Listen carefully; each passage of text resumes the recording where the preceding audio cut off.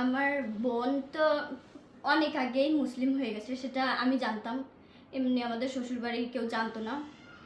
যখন জানছে তখন তো আমার উপর মানে আমার স্বামী আমার গায়ে হাত তুলতো, অনেক বাজে বাজে কথা বলতো, করতো যে তোর মা বোন টোন এই সমস্ত করে কেন। সে সময় আমার মা বাবু কেউই মানে মুসলমান হয়নি, শুধু আমার দিদি হয়েছিল।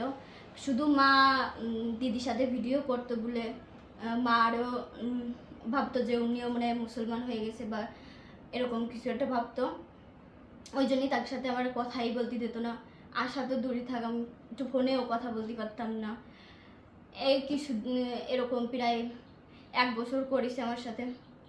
1 বছর করার পর তার একটু কয়দিন পরে যখন মানুষও বলতো যে বাইরে টারে গেলে ওনাকে বলতো যে তোর বিয়ে নেই, এরকম তোর শালি এরকম, ওনরাও শুনলি টুনলি আমার সাথে আরও বেশি করতো। গ্রামের লোকজন কথা শুনে আরও বেশি আমার পর নির্যাতন করতো, মারধর করতো।